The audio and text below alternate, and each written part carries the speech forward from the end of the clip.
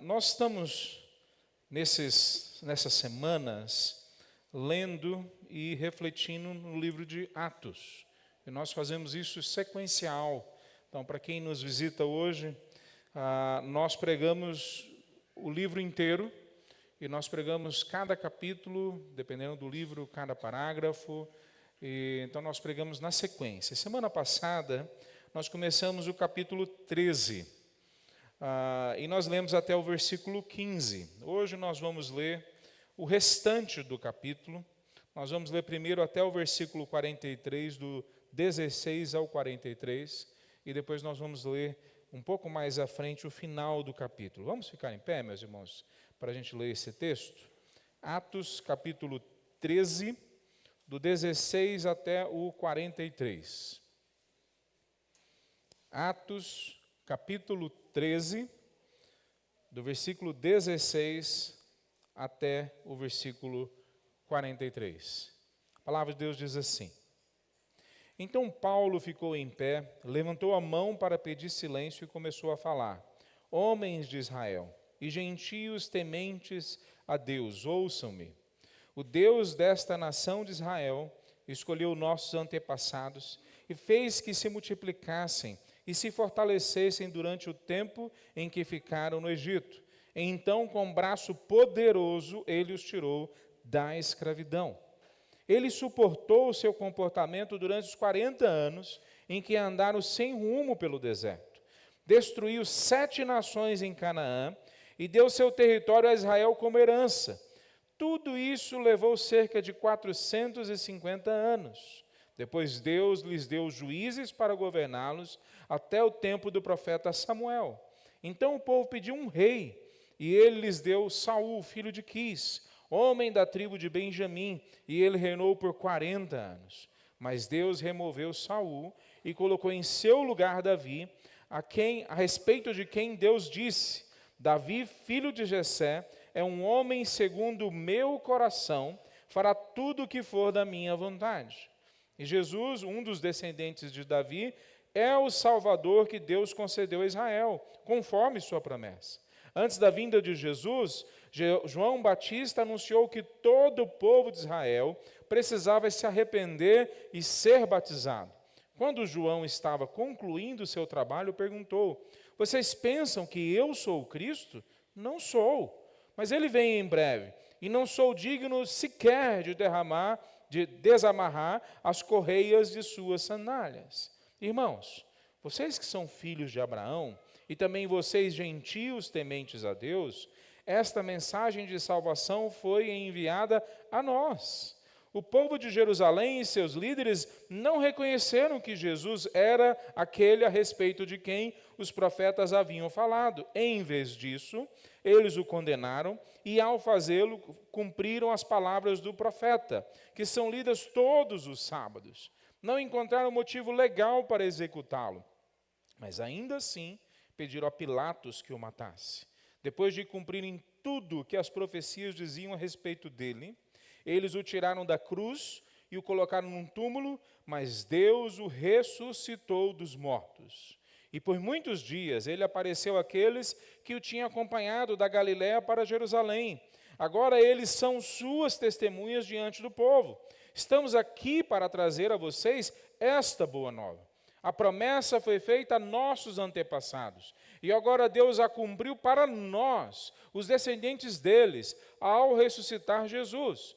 É isso que o segundo salmo diz a respeito dele: Você é meu filho, hoje eu o gerei. Pois Deus havia prometido ressuscitar dos mortos, que jamais apodrecesse no túmulo. Ele disse: Eu lhes darei as bênçãos sagradas que prometi a Davi. Em outro salmo, ele explicou de modo mais direto: Não permitirás que o teu santo apodreça no túmulo. Não se trata de uma referência a Davi, porque depois que Davi fez a vontade de Deus em sua geração, morreu e foi sepultado com seus antepassados, e seu corpo apodreceu. É uma referência a outra pessoa, a alguém a quem Deus ressuscitou e cujo corpo não apodreceu. Ouçam, irmãos, estamos aqui para proclamar que por meio de Jesus há perdão para os pecados. Todo o que nele crê é declarado justo diante de Deus, algo que a lei de Moisés jamais pôde fazer. Por isso, tomem cuidado para que não se apliquem a vocês as palavras dos profetas. Olhem, zombadores, fiquem admirados e morram, pois faço algo em seus dias, algo em que vocês não acreditariam, mesmo que lhes contassem. Quando Paulo e Barnabé estavam saindo da sinagoga, o povo pediu que voltassem a falar dessas coisas na semana seguinte. Muitos judeus e gentios devotos, convertidos ao judaísmo, seguiram Paulo e Barnabé, que insistiam com eles para que continuassem a confiar na graça de Deus. Vamos orar, meus irmãos?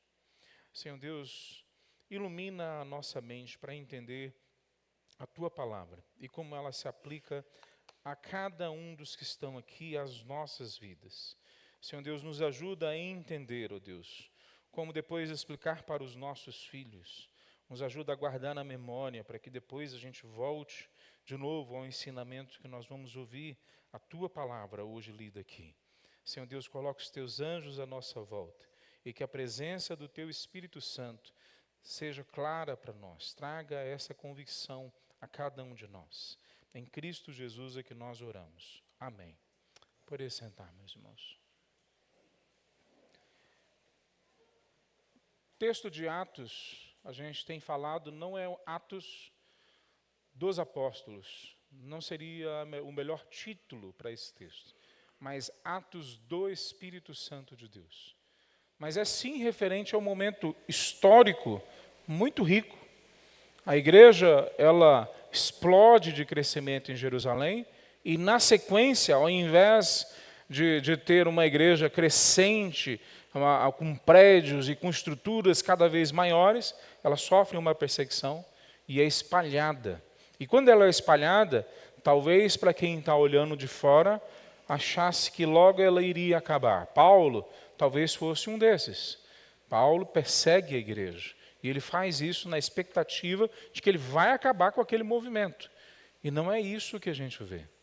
A ação histórica, ou os elementos, os fatos históricos, eles são preenchidos por uma ação sobrenatural.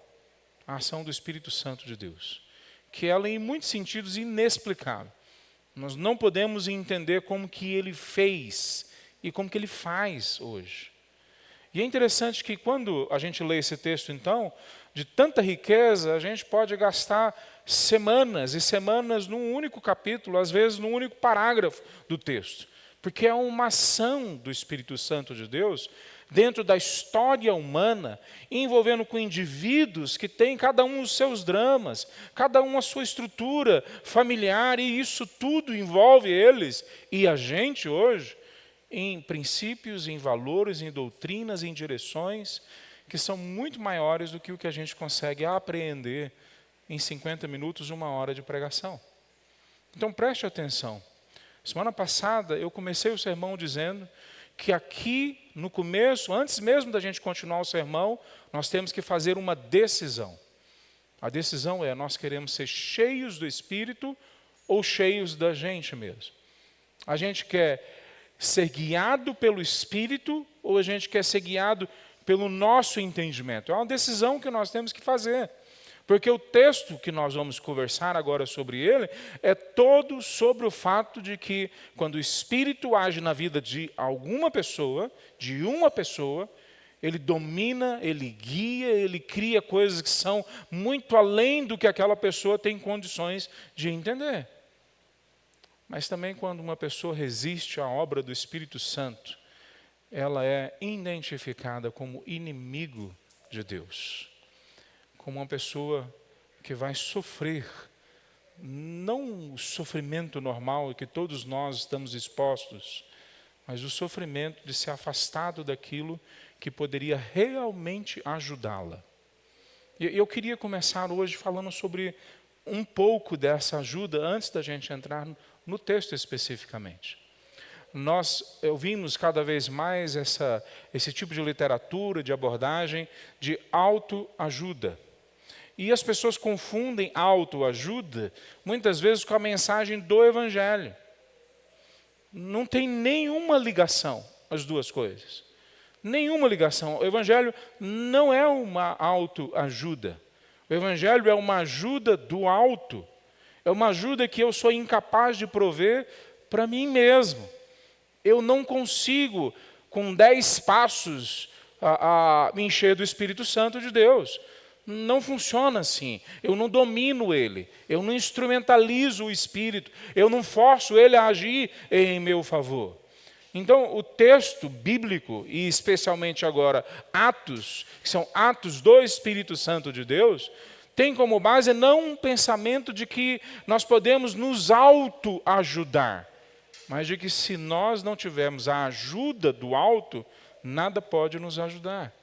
Veja, esse conceito da autoajuda, ele tem a ver com eu me levantar, eu me colocar de pé, eu me tornar a melhor versão de mim, ou me tornar uma pessoa melhorada, aperfeiçoada. Quantas religiões, se não todas, usam exatamente essa questão do aperfeiçoamento, e mesmo o cristianismo. Se você ler a história, o cristianismo ia para alcançar pessoas em outros povos, prometendo que eles iriam ser aperfeiçoados.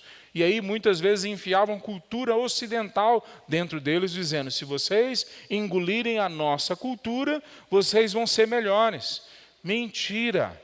Mentira. Tudo que eu e você conseguimos produzir, nós já estamos vendo o que gera. Nós vimos bombas sendo soltas hoje de madrugada, lá no Oriente Médio. É isso que produz a nossa autoajuda. É isso que produz. Junto com essa confusão da autoajuda, ao invés de eu depender do alto, eu dependo da minha capacidade, ou da capacidade do outro que diz que vai me ajudar, mas ainda assim é uma autoajuda, porque somos nós, usamos os nossos recursos limitados, tentando nos autoajudar. Junto com isso vem a autoconfiança. Isso tem sido pregado cada vez mais em todos os ambientes. Você quer ganhar dinheiro? Não seja um empregado. Tire um tempo sozinho, 2 semanas, 3 meses, 6 meses, entra no método ghosting, né? E aí você vai se tornar uma pessoa melhor do que outros. Você vai melhorar o seu corpo, sua mente, você vai fazer um jejum, uma dieta, você vai fazer um tipo de treinamento específico, ler 15 minutos diários de história, ou disso ou daquilo, e vem todo um conjunto de métodos para criar em mim uma autoconfiança. Eu vou confiar cada vez mais nas minhas habilidades. Não é isso também que a palavra fala. Na palavra de Deus, e esse texto não está dizendo para nós que nós precisamos ou temos que alimentar uma autoconfiança. A autoconfiança é uma mentira. Nós somos falhos, nós somos pecadores. As pessoas em volta de nós vão pisar na bola. A estrutura da sociedade, ela não se sustenta quando nós colocamos a lente da justiça em cima dela. Ela é injusta, ela vai causar injustiça. A palavra de Deus oferece para a gente é uma confiança no alto, não é uma autoconfiança. Quando a gente olha para esses personagens aqui, especialmente Paulo e Barnabé, eles são os 2 melhores líderes, ou pelo menos na nossa percepção, no jeito que Lucas nos apresenta, eles são apresentados como os 2 melhores líderes. Os homens que chegaram e estruturaram aquela igreja. O apóstolo Paulo foi, depois disso, considerado o melhor teólogo, o melhor pastor, o melhor intelectual do meio cristão, da história cristã. Fora Jesus Cristo, ele é o grande homem, o grande nome da história cristã. E aí eles pegam essa igreja, os 2, e jogam para uma viagem missionária, para missões. Uma viagem que não encerra, por assim dizer, antes do fim da vida de Paulo. Ele não vai para uma viagem de 1 semana, de 1 mês. Ele se joga numa viagem ininterrupta, que ele vai de cidade em cidade, de nação em nação, pregando o Evangelho. E alguns poderiam olhar para ele e falar, mas ele é Paulo. Ele fala várias línguas, ele tem a cidadania romana, ele tem uma intelectualidade avantajada, muito acima da média. Mas então por que Paulo e Barnabé gastam tanto tempo em Antioquia, orando, jejuando, servindo, esperando que Deus traga uma plena convicção, não no coração deles só, mas no coração de cada uma daquelas pessoas, no coração de todos eles juntos? É o que nós lemos semana passada. Atos 13, no versículo 3, diz que eles então entenderam do Espírito que tinham que enviar Paulo e Barnabé. Não é uma autoconfiança, Paulo dizendo, eu sei que eu vou conseguir.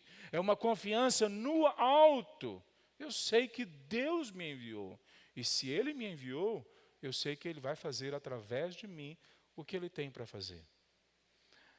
Veja, se a gente só continuasse sobre esse assunto, eu sei que tocaria a vida de muitos de nós. Porque toca a minha. Quantas vezes eu esbarrei num desejo de me autoajudar e me lasquei, né? Como a gente diz aqui em Goiás, me lasquei. Quantas vezes eu achei que agora sim eu tinha as capacitações, habilidades, oportunidades que me garantiriam o sucesso. E eu me ferrei. É lógico que a maioria de vocês não são assim, todos nós acertamos muito mais do que erramos, não é verdade? Todos nós temos tanto sucesso. A maioria de nós sabe muito bem qual que é o sentimento de se arrebentar no muro da autoconfiança, um muro de mentiras que nos derruba no chão. Esse texto, todo ele, creio eu, é sobre a realidade da vida no Espírito Santo de Deus. Nós lemos semana passada, a partir do versículo 1, e nós lemos que eles quase como que imitaram a mesma lógica que houve em Atos capítulo 1, versículo 8. Esperem em Jerusalém até que venha sobre vocês o poder do alto. Não uma autoconfiança, não uma certeza de que eu estou pronto, mas uma certeza do alto, uma convicção do alto, um poder do alto, que é o momento para vocês irem. E assim eles fazem. Em Atos 2, vem o poder do Espírito e os envia, então, para ser a igreja que eles se tornaram. Agora, em Atos 13, eles cheios de capacitações, cheios de experiências, cheios de milagres já ao redor deles, eles já tinham sido chamados de pequenos cristos, porque em Atos capítulo 11, acerca dessa igreja, é dito que eles são tão parecidos com Cristo, que nós temos que chamar eles de cristãos. Mas mesmo assim, eles obedecem a mesma ordem de Atos 1:8, e esperam até que venha o poder do alto e sejam então enviados. E semana passada eu disse então que se há uma proposição que resume esse texto, é a seguinte: ser cheio do Espírito Santo é ser guiado por Ele para caminhos, posturas e resultados que agradem a Ele, que o agradem, e não necessariamente a nós. Veja, eles tinham um monte de coisas que eles poderiam decidir fazer, mas eles fazem aquilo que o Espírito os manda. E não por acaso, o que o Espírito manda eles fazerem é a mesma coisa que está escrito em Mateus 28, de 19 a 20, que nós lemos agorinha. Eles vão e pregam o evangelho de arrependimento para todas as etnias que eles têm acesso. A nós, a igreja, nos dada a ordem para pregarmos para as mais de 17 mil etnias. Mas como? Quem pode ter essa capacidade de aprender tantas línguas, tantas culturas? Qual a igreja pode ter condições de levantar dinheiro para mandar tantos missionários? Como que nós vamos enfrentar barreiras étnicas, barreiras sociais? Como que nós vamos experimentar estar no meio de uma guerra de um povo contra o outro ou de um povo contra nós, os cristãos? Bom, todas essas perguntas, elas são todas colocadas de lado quando o poder do alto vem e fala, vai, e você tem certeza que é Ele que está dizendo para você. Então, o que é ser cheio do Espírito Santo de Deus, segundo todo o texto de Atos e da palavra de Deus? Mas aqui nós conseguimos ver alguns princípios claros sobre isso. É ser uma pessoa guiada para caminhos, posturas e resultados que agradem a Deus. E eu disse 3 princípios semana passada. Eu disse que a característica ou o coração de uma pessoa cheia do Espírito Santo de Deus é caracterizado pela humildade e o serviço contínuo a Deus e ao seu povo. Isso é uma prioridade na vida dessa pessoa. Eu citei o versículo 2 de Atos, que diz que eles serviam a Deus e jejuavam, ou eles adoravam a Deus e jejuavam, porque a palavra ali ela significa tanto serviço quanto adoração, e aquilo é uma ação, na língua original, no grego, indica uma ação contínua. Não é um dia, não é uma capacidade deles de manipularem elementos religiosos num culto e aí eles forçam Deus a falar a vontade dele. Não é isso. É um se humilhar diante de Deus dia após dia, semana após semana, mês após mês. E em algum momento, Deus dá uma convicção sobre o próximo passo para eles. Em algum momento, abre-se para eles o que eles têm que fazer e é entregue a eles a capacidade que eles têm que fazer. Mas isso é construído primeiramente em cima de um coração de servo, de serviço. Veja, a igreja é dada líderes, e eu falei semana passada, não que representem a igreja diante de Deus. Só temos um representante diante de Deus, e o nome dele é Jesus Cristo de Nazaré. Não tem nenhuma outra pessoa, não tem papa, não tem pastor santo, não tem profeta, não tem vovozinha, mãe, pai, não tem ninguém que me representa. Só o Senhor Jesus me representa diante de Deus. E os líderes que são entregues à igreja, são entregues como modelos disso. Nós chegamos juntos com vocês, diante de Deus, ajoelhados e falamos, Senhor, está aqui tudo que nós temos, estão aqui todos os nossos erros, tem misericórdia de nós todos, porque nós precisamos do sangue do Cordeiro sobre nós. A humildade caracteriza a vida daqueles que querem caminhar com o Espírito Santo de Deus. Nós lemos depois na sequência um próximo parágrafo que fala sobre a visita de Paulo a Chipre, e quando ele chega ali, há um mágico, Bar Jesus, que também era chamado de Elimas. E esse mágico, ele é judeu, é um falso profeta, como o texto indica, e à medida que Paulo vai falando de Jesus, o governador seria, se a gente entendeu corretamente o cronograma, o primeiro grande oficial do Império Romano que se converteria. E esse falso profeta começa agora a questionar a Paulo, questionar o que ele está fazendo, tentando bloquear a pregação do Evangelho. E o princípio que eu trouxe é que ser cheio do Espírito Santo era estar pronto para confrontar todo aquele que se levanta como inimigo de Deus, todo aquele que se levanta contra Deus. E aí eu citei para os irmãos que isso não pode significar que nós temos carta branca para colocar o dedo no rosto das pessoas, que nós temos carta branca para julgar as pessoas a partir do nosso estilo de vida, que nós temos carta branca para sermos mal educados, duros, opressores, ou o adjetivo que você quiser.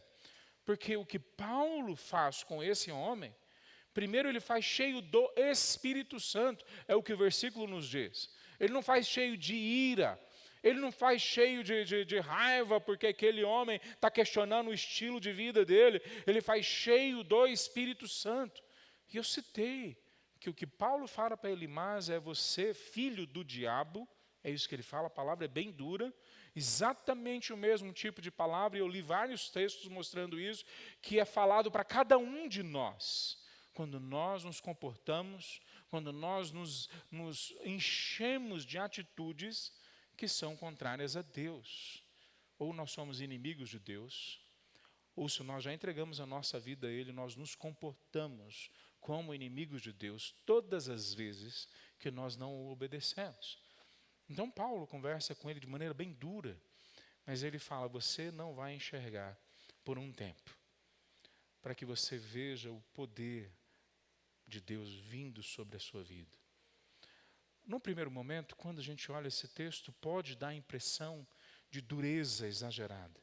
Mas a gente tem que ler ele dentro de um contexto. Como é que Deus mudou a vida de Paulo? Fazendo Paulo ficar cego por 3 dias. Jesus aparece para Paulo, Paulo cai do cavalo, ou da carroça, ou da carruagem, e quando ele levanta cego, e fica por 3 dias cego. 3 dias depois, o profeta Ananias chega até ele, coloca a mão sobre a sua cabeça e ele recebe a graça de Deus, curando os olhos, mas curando a alma também.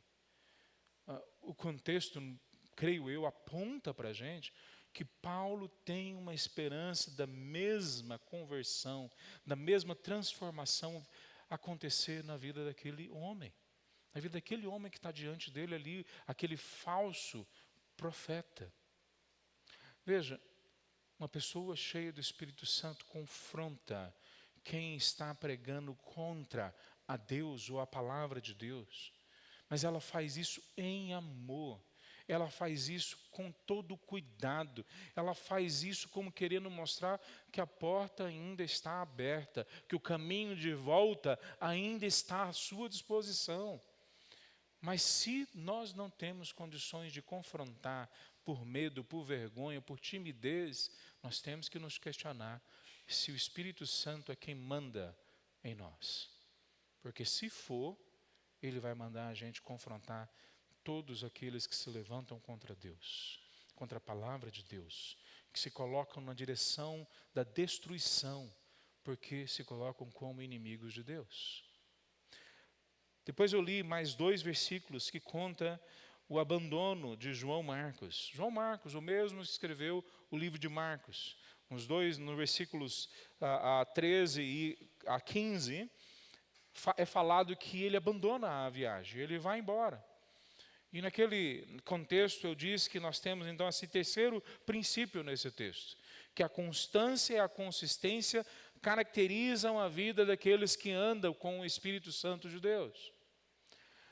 Veja, algumas coisas que tem no texto bíblico são difíceis para nós digerirmos ou entendermos por que elas estão ali.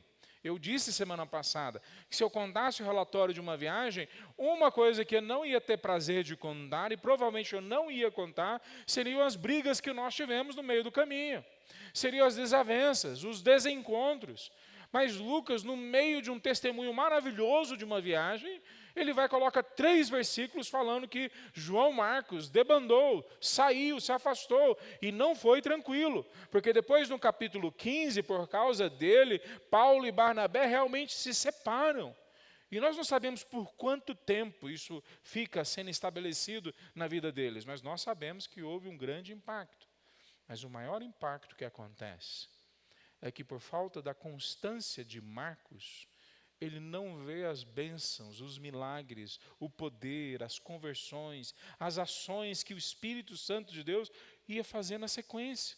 E parece que Lucas está contrastando a constância de Paulo, de Barnabé, de toda aquela igreja de Antioquia em servir e obedecer a Deus, e a inconstância de Marcos. E eu citei que parece que Lucas cita, ou Paulo citou, e aí Lucas faz questão de colocar isso no resumo do sermão de Paulo sobre Barnabé, ou sobre Davi. E ele cita Davi como um homem constante, um homem segundo o coração de Deus, que o legado que ele deixa não é ser um grande músico, um grande rei, uma grande figura do passado. O grande legado dele é que ele faz toda a vontade de Deus em sua geração. Isso é constância. E eu terminei semana passada dizendo que a maior constância e consistência que nós precisamos nas nossas vidas é a constância de lermos e entendermos e vivermos a palavra de Deus no poder do Espírito Santo de Deus. Essa é a maior. Nós somos confundidos como corajosos quando a gente obedece à palavra de Deus. Nós somos confundidos como pessoas muito capazes ou inteligentes quando nós simplesmente decidimos obedecer a Deus. Nós somos confundidos também como loucos quando a gente fala, eu vou obedecer a Deus mesmo contra toda a lógica que está em volta de mim. E hoje a gente vai então comentar esses versículos que nós lemos. E eu tenho 2 princípios para nós tratarmos aqui. O primeiro, em relação a esses versículos que lemos até o versículo 43. E o princípio é o seguinte: as Escrituras são o conteúdo central da vida das pessoas que seguem cheias do Espírito. E não importa a audiência que esteja na frente delas. Deixa eu dizer de outra forma. Não importa a audiência, não importa quem está ouvindo, nem importa quem está ouvindo. Quando uma pessoa é cheia do Espírito Santo de Deus, as Escrituras são o centro do pensamento, da lógica, das decisões dessa pessoa. Esse é um dos 3 textos no livro de Atos em que nós temos um sermão de Paulo, talvez não todo o sermão, mas um bom resumo do que Paulo pregou naquele dia. E nós temos nesse texto o primeiro sermão que é pregado aos judeus. Paulo é judeu e agora ele prega aos judeus e mostra um profundo conhecimento da Tanakh, o Antigo Testamento. Ele mostra para eles com clareza como todo aquele texto do Antigo Testamento aponta para Cristo Jesus. Depois, no capítulo 17, Paulo agora vai pregar para os gentios, não judeus. E agora ele não usa a Tanakh em primeiro lugar, ele usa a filosofia, ele usa a fenomenologia, ele usa a história, ele usa a poesia, ele usa a cultura geral, inclusive de negociação. Ele vai para Areópago, aonde as pessoas negociavam o mercado da cidade. Paulo sabe qual que é a audiência lá, e sabe que a audiência lá em Atenas não é a mesma daqui, onde ele está agora. Lá no capítulo 20, já muda de novo a audiência. Agora ele recebe líderes vindo de diferentes igrejas. E ele agora não só usa o Antigo Testamento, mas ele também usa uma aplicação clara que nós temos na nova aliança na vida daquelas pessoas. Cada uma das audiências, Paulo muda o jeito, o modo, a maneira de abordar, mas o conteúdo é sempre o mesmo. O conteúdo de Paulo não importa quais sejam as expectativas de quem está na frente dele. Não importa quais os temores ele vai ter se ele falar ou deixar de falar alguma coisa. Em vários locais, Paulo foi apedrejado. Em vários locais, ele foi perseguido. Alguns locais, deu-se tempo para ele fugir. Outros não, ele foi pego antes de conseguir fugir. Mas a mensagem não mudou em nenhum momento. Quantas vezes nós mudamos a mensagem por causa do grupo de amigos que nós estamos sentados com eles? Ou por causa da nossa família? Quantas vezes nós mudamos de maneira, mas também de conteúdo, porque nós ficamos com medo da crítica, da zombaria, nós ficamos com medo das pessoas nos chamarem de doido, ou de fanático, ou de fundamentalista, ou de qual seja aquilo. E o pior é quantas vezes nós mudamos a mensagem para ela caber dentro da nossa vida pequena. Quantas vezes nós adaptamos o conteúdo para que ela possa caber a ética que nós mesmos criamos para nós. Não a ética bíblica, não o exemplo de Cristo, mas o que eu acho que tem que ser o meu casamento, a minha vida profissional, a minha vida como solteiro, a minha vida como estudante. Eu acho, e então essa é a minha ética. E aí eu pego os textos bíblicos e eu achato eles ou excluo parte do texto bíblico para caber dentro da minha realidade. Bom, se você fizer isso, saiba que não adianta sentimento bom na hora do culto, quando se canta uma música. Não adianta uma emoção gostosa quando você estar junto dos irmãos, ou num ambiente gostoso da igreja, ou num culto de fogueira, no acampamento. Não adianta experiências gostosas, religiosas, se quando você sai dali, o conteúdo da sua vida não é a palavra de Deus, se ela não é o centro. A palavra de Deus, ela nem sempre vai trazer para nós uma sensação gostosa como a autoajuda. Porque a palavra de Deus não intenta construir você em primeiro lugar. Ela intenta destruir você em primeiro lugar. Ela primeiro destrói quem você é, para que de alguma forma possa encontrar espaço lá dentro para construir as estruturas que Deus tem para você, a sua real identidade. Exatamente o contrário do que é dito lá fora. Cada um tem a sua verdade. Vim de Pirinópolis, ouvi essa frase algumas vezes na rua. Cada um tem a sua doutrina, cada um tem a sua percepção do que é bom, do que é ruim. Cada um pode escolher o que quiser, é verdade. Nós vivemos num país que isso é verdade. Nós podemos escolher, cada um de nós, em que acreditar, que caminho trilhar, o que fazer. Mas o que nós não podemos escolher é se Deus vai ou nos vai aceitar. Isso nós só podemos fazer escolhendo a palavra dEle. Senhor Deus, a Tua palavra é o meu guia, é minha luz. A Tua palavra é meu parâmetro. A Tua palavra é que me ajuda a discernir os próximos passos. A Tua palavra é que, memorizada, constrói um outro vocabulário, um outro jeito de dizer. É a Tua palavra que reconstrói sentimentos, emoções. É a Tua palavra que, mesmo quando eu me sinto sendo destruído,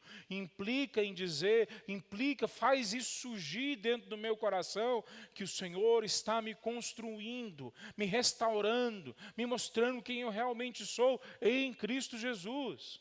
Pois Paulo prega a palavra de Deus independente desse povo que está na frente dele. E qual que é a palavra que ele prega? É uma palavra gostosa? Eu não sei se vocês prestaram atenção na leitura. Ele fala que Deus escolheu, no versículo 17, a nação de Israel. E deixou eles escravos no Egito. E lá eles se fortaleceram. Parece que o texto até entra em contradição para eles. Eram escravos e lá eles se fortaleceram. Aí eles tiram do Egito e fica por 40 anos se alegrando com a liberdade do povo de Israel. Não. Ele fica 40 anos suportando que o povo de Israel se comportava errado, não servia a ele de todo o coração, não obedecia os seus mandamentos. Aí ele chega na terra prometida, ele acaba com todos os inimigos de Israel naquele momento. Veja, esse é um outro assunto, mas cada um daqueles povos fracassou em caminhar com Deus, e vem a ira de Deus sobre eles. Mas o fato é que naquele momento vem a graça de Deus sobre o povo de Israel, e eles teriam que levar a luz do evangelho, da graça de Deus a todas as nações, pois eles não conseguem levar nem para eles mesmos. Em pouco tempo, pelo menos da perspectiva histórica, eles já clamam por um outro rei. E talvez a gente não perceba o que está acontecendo, mas essas pessoas sabem o que está acontecendo. Quando eles pedem um outro rei, quem é que eles estão substituindo? A Deus. Eles estão falando: o Senhor cuidou da gente no Egito. Muito bom. O Senhor livrou a gente da escravidão do Egito. Joia demais. E o Senhor nos trouxe para a terra prometida e nos deu ela. Muito bom. Quase 1000 anos de história. Agora está bom. Deixa a gente caminhar com as nossas pernas. Deixa a gente fazer do nosso jeito. Deixa a gente ter o nosso rei. É isso que o povo de Israel está pedindo lá atrás. E Paulo está falando, isso que aconteceu lá atrás é o seu coração. É o seu coração, cada um de vocês. Então a mensagem de Paulo não é uma mensagem tranquila. Assim como não é a mensagem do Evangelho. A mensagem no Evangelho não é dizendo, coitadinho da gente, coitadinho de você, vem cá que eu vou cuidar de você. A mensagem do Evangelho é: meu filho, preste atenção, você está no meio de uma guerra, você está sendo destruído. Se você não sair daí o quanto antes, não vai ter salvação. Saia enquanto antes.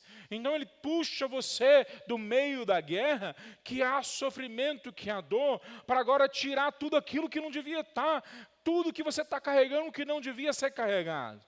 E Paulo apresenta o Antigo Testamento, chega no Novo Testamento e fala: João Batista veio e todos pensaram que ele era o Messias. Ele falou: não, não sou eu, aquele que é o Messias, eu não sou digno de desatar a correia do sapato dele. E aí ele liga o Antigo Testamento a partir de João Batista com a vinda do Messias, Jesus Cristo de Nazaré. É o que todas as profecias do Antigo Testamento, todo o texto da lei, todos os escritos históricos do Antigo Testamento apontavam: ele é a pessoa. Não, nós não temos provavelmente o sermão inteiro de Paulo aqui, mas o que Paulo está fazendo é pegando toda a história do Antigo Testamento, pegando esse pivô da história, que é João Batista, é como se fosse a dobradura da porta, e ele falou: olha, tem essa história, mas agora João Batista apontou para esse homem, e esse homem veio, e ele foi crucificado porque vocês não acreditaram nele, nós não acreditamos nele, todos nós estávamos lá representados, e nós o crucificamos, e nós o matamos, e ele foi enterrado, mas Deus o ressuscitou. Nessa hora, eu imagino que grande parte deles devia estar pensando: mas que história miserável, nós conseguimos de novo matar nos nossos corações o nosso Salvador. Lá atrás nós escolhemos um outro rei, e agora nós matamos o rei. Mas a história não encerra aí. E Paulo termina o sermão dele dizendo: mas esse Jesus, Deus o ressuscitou. E agora o nome dele é para ser pregado para todas as etnias, para os judeus e para os gentios, para vocês que estão me ouvindo, para que haja perdão dos pecados. Olha só o jeito que Paulo constrói em volta do texto bíblico, mesmo uma mensagem tão dura. A mensagem da graça de Deus é a mesma coisa que Deus tem para nós hoje. Deus fala para cada um de nós: não adianta dizer que você me aceitou, porque você não me aceitou. Fui eu que vim até você. E você me negou várias vezes, você não quis que isso se tornasse uma realidade. Mas, de novo, a graça de Deus é apresentada. E Deus vai como que conquistando a gente. Ele vai como que transformando o nosso coração em mais aberto, mais maleável, mais apaixonado por Ele. E é isso que Paulo está querendo, creio eu, criar no coração deles. Há uma história de rejeição lá atrás. Mas a partir da palavra de Deus, há a história da graça de Deus vindo vez após vez, e Paulo está dizendo: e hoje veio de novo. Ele não importa com aquele público, ele não importa se eles vão rejeitá-lo, ele importa que a palavra de Deus esteja no centro da vida deles. Toda a caminhada que Paulo faz na sua pregação até ali, ele tem o final dela, a boa notícia da graça de Deus. Nós não somos a religião masoquista que é apresentada em muitas versões do cristianismo, em muitas versões de religiões por aí. Nós não somos uma religião que buscamos o sofrimento como uma forma de nos purificar. Não é isso. Nós somos a religião verdadeira, que nós sabemos que nós estávamos destruídos, mas que Deus ainda vai destruir mais, para tirar de nós o apego que temos com vícios, com estilos de vida, para que a gente tenha um apego somente com a palavra dEle. E a graça dEle então vem e invade a vida dessas pessoas. Eu não creio que no Novo Testamento, talvez na Bíblia inteira, tem um outro exemplo de vida mais próximo disso do que o apóstolo Paulo. Ele foi destruído em todas as suas convicções, em todo o seu estilo de vida, em toda a sua estrutura. O que ele prepara para ser é totalmente tirado dele. Ele prepara para ser um grande líder do judaísmo, que ia acabar com aquela seita que estava complicando a vida dos judeus, para agora se tornar o pregador do evangelho que ele mesmo antes perseguia. Deus quer transformar a sua vida, e Ele faz isso destruindo as suas convicções, destruindo o seu estilo de vida, destruindo aquelas coisas que você mais se agarra nelas, não para destruir você no final, mas para que de alguma forma você possa ser reconstruído agora sobre outros parâmetros, sobre a graça de Deus. Paulo deixa isso claro, que a vida de quem tem o Espírito Santo claramente dominando, guiando, permeando as ações dela, é a vida de uma pessoa que tem a centralidade dos seus pensamentos, emoções e decisões vindo da palavra de Deus. Eu tenho tantos exemplos, meus irmãos, que me veio à mente só desses últimos dias de conversas com pessoas queridas que estão lutando pelos seus sonhos, sonhos que estão levando eles para longe de Deus. Conversas com pessoas que têm aparência de piedade, mas negam o poder e as escrituras, e por isso estão se colocando como inimigos de Deus. Algumas pessoas que eu conversei esses últimos dias têm uma busca por uma autenticidade, que ela quer ser ela de verdade, ela mesma, e ela acaba abraçando mais uma mentira que Satanás conta para ela. E Paulo está falando, jogue essas coisas fora. Preste atenção na palavra de Deus como centro da vida de vocês. Não barganhe, não mude os limites, não tente colocar só os textos que você gosta na hora de tomar decisões. Avalie o que você tem que ser e fazer a partir estritamente do que a palavra lhe manda ser e fazer. Há desafios para os solteiros, há desafio para os casados, há desafio para as mães, para os pais, há desafio para os profissionais, para aqueles que estão em depressão, para aqueles que estão no melhor momento da carreira. Há desafios para todos nós, porque a todo momento nós podemos ser tentados a colocar os nossos caminhos acima do caminho de Deus, a eleger um outro rei que não seja Jesus, a escolher um outro caminho que não seja o caminho de Deus para as nossas vidas. Quinto princípio, e eu gostaria de ler com os irmãos o versículo 42 até o final, até o versículo 52. 42 a 52. A palavra de Deus diz assim: quando Paulo e Barnabé estavam saindo da sinagoga, o povo pediu que voltassem a falar dessas coisas na semana seguinte. Muitos judeus e gentios devotos, convertidos ao judaísmo, seguiram Paulo e Barnabé, que insistiam com eles para que continuassem a confiar na graça de Deus. No sábado seguinte, quase toda a cidade compareceu para ouvir a palavra do Senhor. Quando alguns dos judeus viram as multidões, ficaram com inveja, de modo que difamaram Paulo e contestavam tudo que ele dizia. Então Paulo e Barnabé se pronunciaram corajosamente, dizendo: era necessário que pregássemos a palavra de Deus primeiro a vocês, judeus. Mas uma vez que vocês a rejeitaram e não se consideraram dignos da vida eterna, agora vamos oferecê-la aos gentios. Pois foi isso que o Senhor nos ordenou quando disse: fiz de você uma luz para os gentios, para levar a salvação até os lugares mais distantes da terra. Quando ouviram isso, os gentios se alegraram e agradeceram ao Senhor por essa mensagem. E todos que haviam sido escolhidos para a vida eterna creram. Assim, a palavra do Senhor se espalhou por toda aquela região.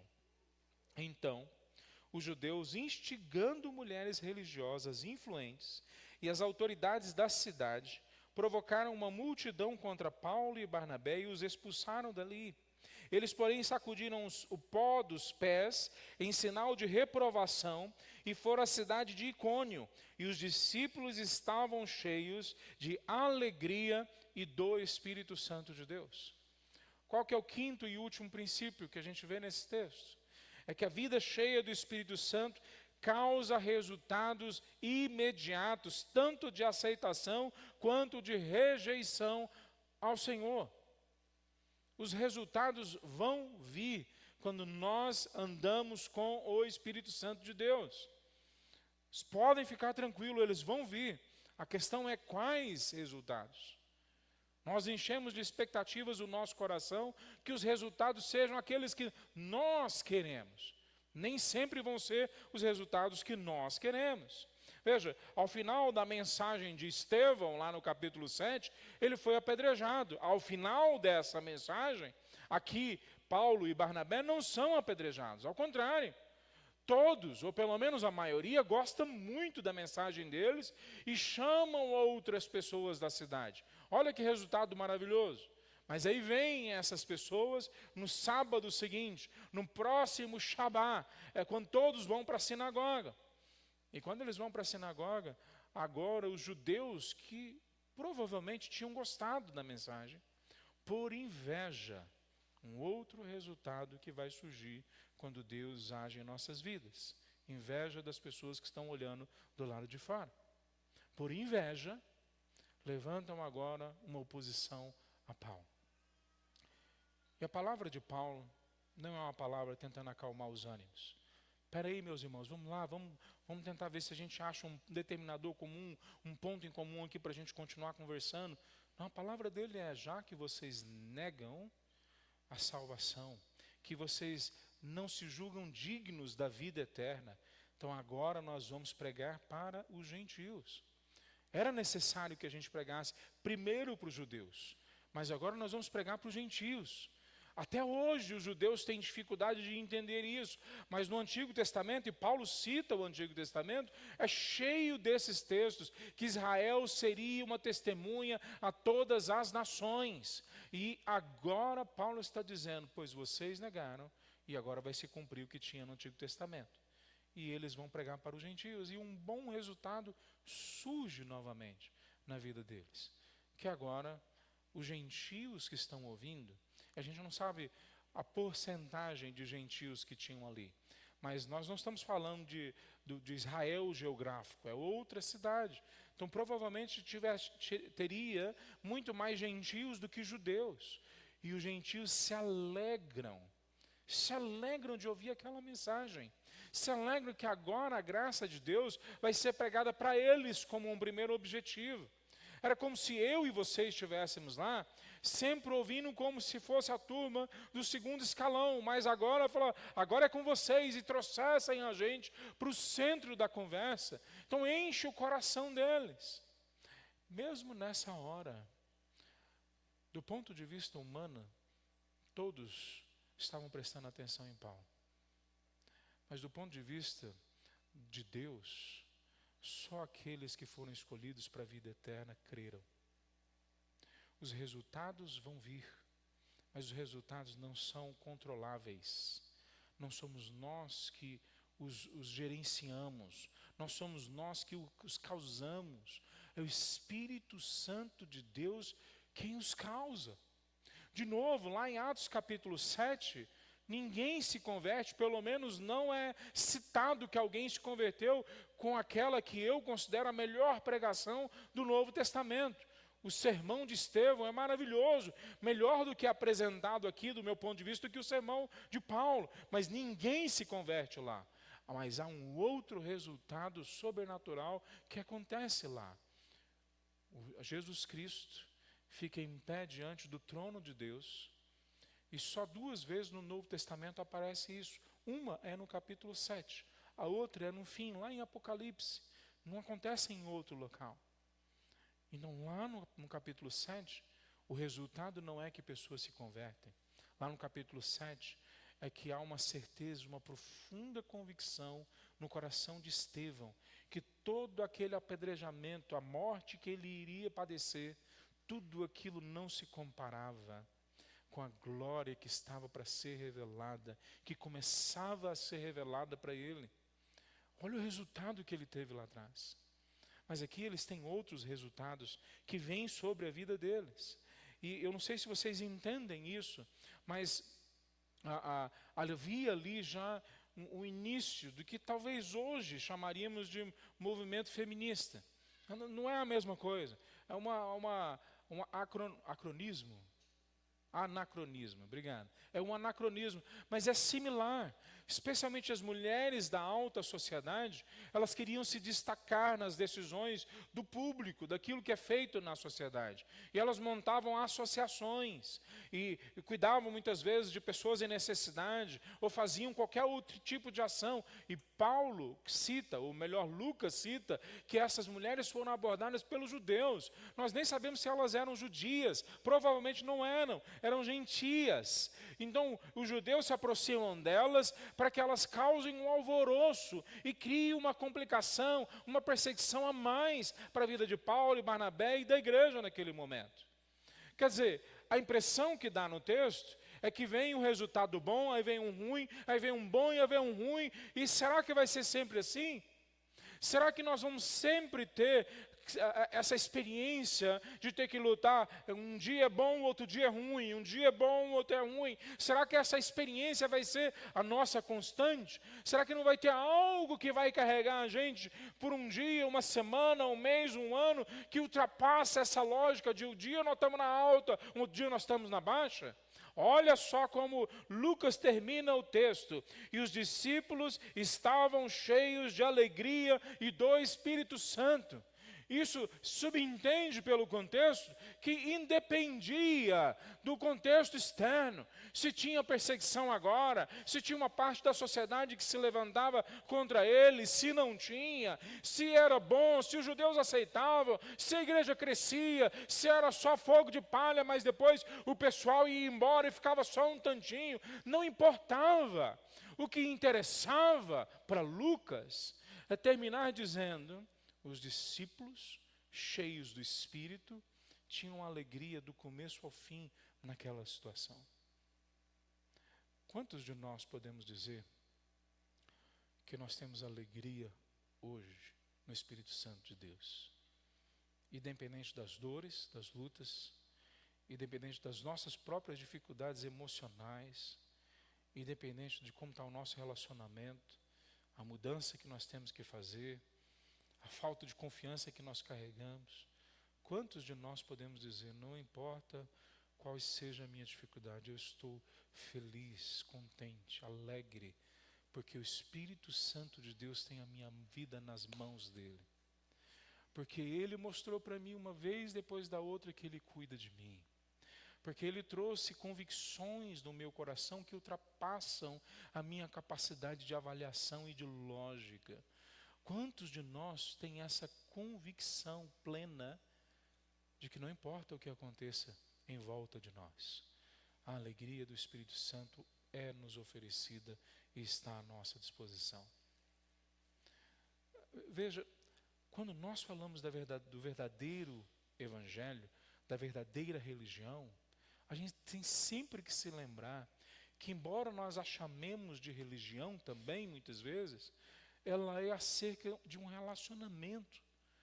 Ela não é acerca de coisas que fazemos, de rituais que nós assimilamos, dos nossos sacrifícios que nós entregamos no domingo pela manhã, ou qual seja o outro ambiente religioso. É acerca de relacionamento. As pessoas que mais religiosas são, muitas vezes são as que menos têm relacionamento. E as pessoas que mais baseiam a sua vida e no relacionamento geral, muitas vezes é que perdem mais longe de vista aquilo que é um relacionamento real com Cristo Jesus. Quantas pessoas eu encontrei, não só na saída agora em Pirenópolis, mas várias. Eu fui mais de 20 vezes em Pirenópolis nos últimos anos. Quantas pessoas eu encontrei que estavam buscando uma experiência autêntica, ideal, superlativa. E a única coisa que elas acharam é mais uma ideologia fracassada, escravizadora, mais uma coisa que as prendia dentro de uma vida pequena. Pois essas pessoas que nós lemos no texto aqui, ainda não têm prédio. Eles ainda não têm estrutura religiosa, eles ainda não sabem o que vai acontecer na segunda-feira. Eles não sabem como é que vai ser daqui para frente. Mudou tudo na vida, na estrutura de vida deles, alguns judeus, outros gentios, nenhum dos dois vão poder continuar como eram, na sociedade que estavam. E mesmo assim o texto termina dizendo, os discípulos de Jesus, cheios do Espírito Santo, estavam alegres. Alegres. No texto é dito para nós também, um pouco antes de chegar nesse local, no versículo 52, depois que Paulo e Barnabé foram expulsos, eles falam, o texto diz para nós, eles, porém, Paulo e Barnabé, sacudiram o pó dos pés, em sinal de reprovação, e foram à cidade de Icônio, foram para a próxima cidade. O que é isso que Paulo e Barnabé estão fazendo? Por que eles estão sacudindo o pó do pé? Havia uma tradição no meio judaico, toda vez que eles saíam das terras de Israel, ou da terra de Israel, e iam para o ambiente de outras nações, quando eles voltavam, eles batiam a poeira do pé, eles batiam a poeira do corpo, para falar, nós não vamos trazer nem a poeira dessa terra empedernida pelo pecado, dessa terra gentílica que não conhece ao Deus verdadeiro, não vamos trazer nada dessa terra, nós vamos entrar limpos aqui na nossa terra.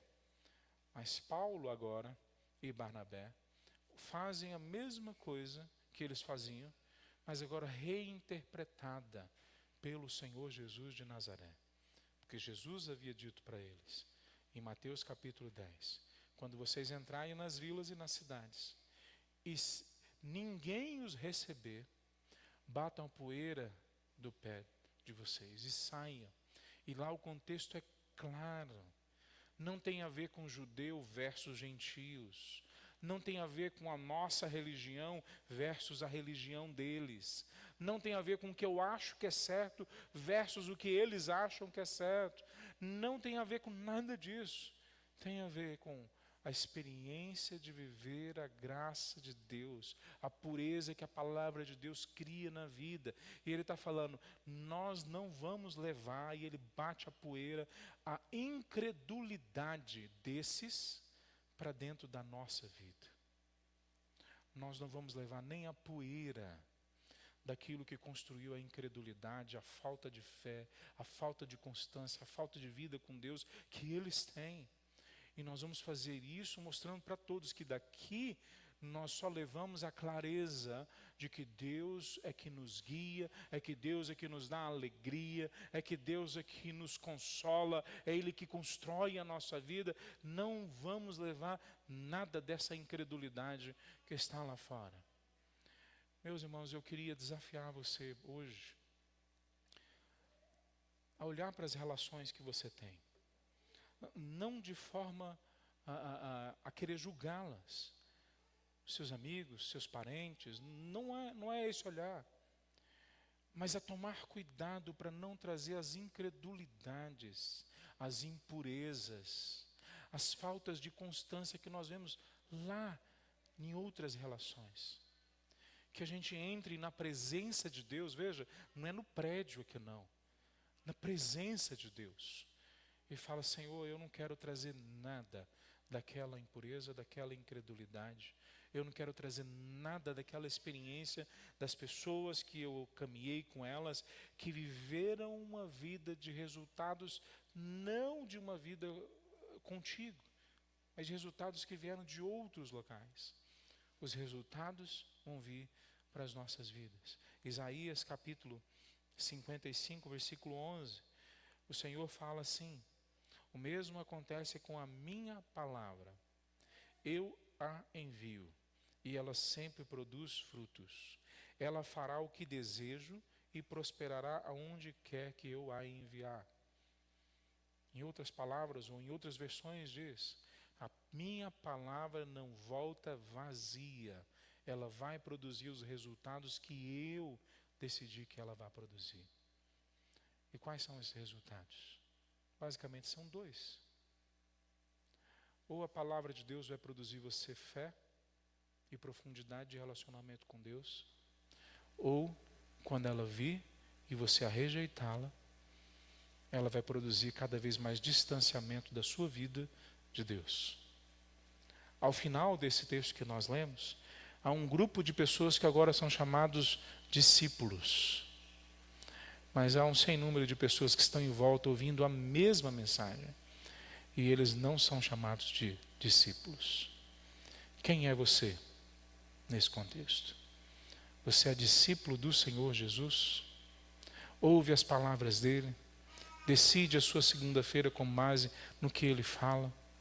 Espera, tem expectativa, ora, para que ele lhe entregue a alegria que excede a toda construção lógica, a todo entendimento, a toda convicção que eu construo na minha vida em outro lugar. Ele me dá uma alegria que eu sozinho não consigo construir.